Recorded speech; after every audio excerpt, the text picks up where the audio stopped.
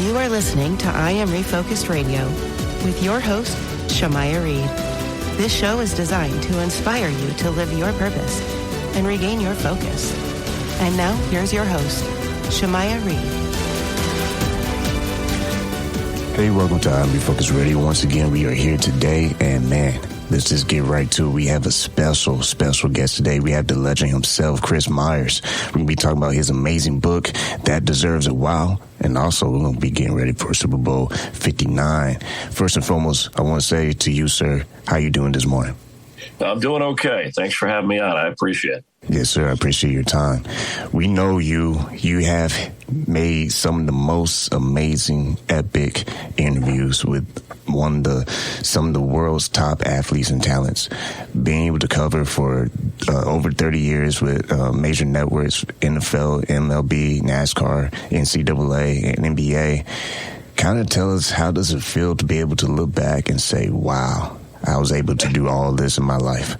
Yeah, you hit it well. That's why I wasn't sure when they asked me to write this book, what to call it. But I think talking to great people is, we use the word wow a lot in our lives in sports and when something happens. And I kind of was just working through it. Then they said we had all these special moments, World Series, Super Bowls, whatever you covered. And you interviewed everybody from, Wilt Chamberlain and Ali to Tyson and Kobe and Jordan and Barkley and go on with, so I'm just grateful that I was in a business and was able to talk to cool people because while other kids, I think, were thinking about, hey, I want to play when I grow up, I want to play in the, World Series or Super Bowl. I was like, I want to talk to the guys that interview and or broadcast those events. And so I've been fortunate enough to be a part of that. And believe me, I never, when I stopped to think about it, I was like, wow. But when you're working, you're on to the next thing. It's almost like you ask a player about their career, like Jerry Rice. He's like, I don't think about the records. I'm on to the next game or on to the next one. And then he retires. And then he'll go back and share what it all meant to him.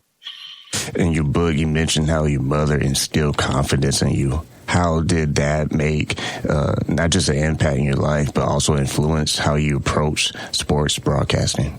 Yeah, Rice was one who, as great as he was, when he admitted that he had to remind himself every time, Jerry Rice, on the field, I haven't done anything yet. I have to prove myself. And I saw that too with like Randy Moss, some guys I got to hang out with and get to know when they were playing, where Randy almost had to have a chip on his shoulder. And if a team already lied, he didn't have one, then he would create one. He would stir it up a little. So he'd have to say, I'll show them I can do this or I can do that.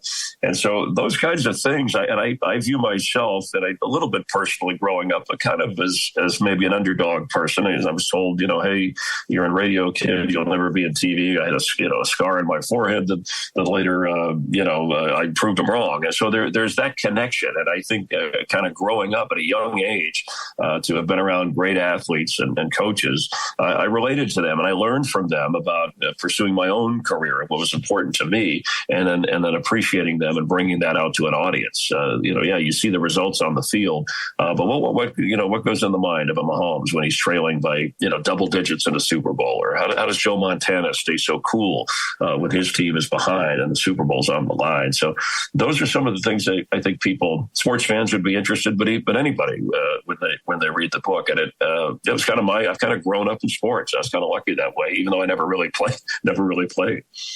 And speaking of Super Bowl and trailing behind, this is an amazing moment. I get to ask you about the Super Bowl, Tom Brady with Atlanta Falcons. Speaking of being behind, overtime, you got to give us a little bit of what was your experience like being able to cover that and talk to him after the game, because that was amazing.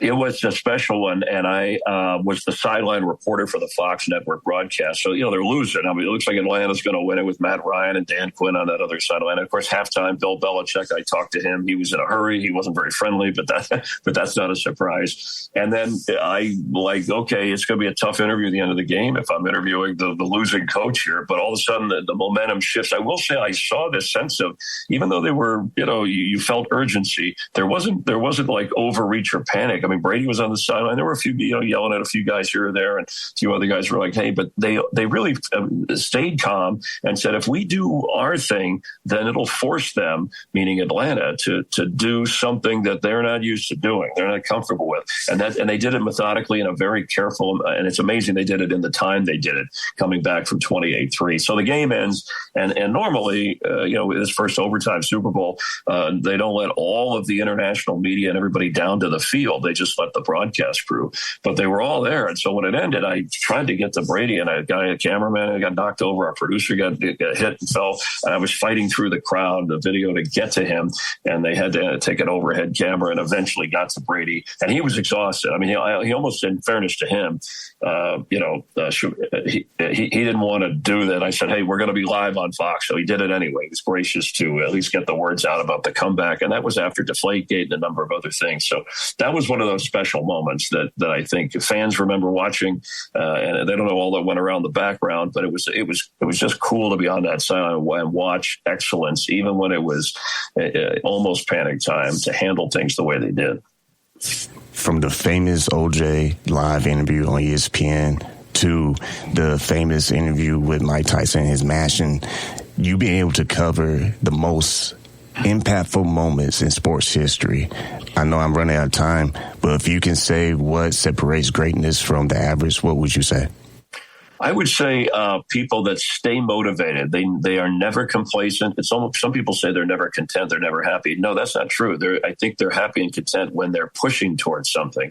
And today's a good day, but I'm going to make tomorrow a better day, a greater day. How do I do that? That's Kobe taking 100 extra shots after everybody else leaves practice. That's Jerry Rice taking 50 extra pass routes down the field with a ball boy after everybody else leaves practice.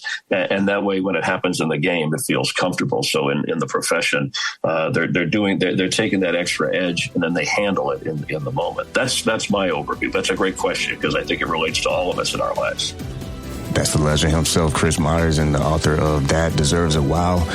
Man, pinch myself right now, man. Wow to you, sir, and thank you for your time. All right, I appreciate being on with you. Take care.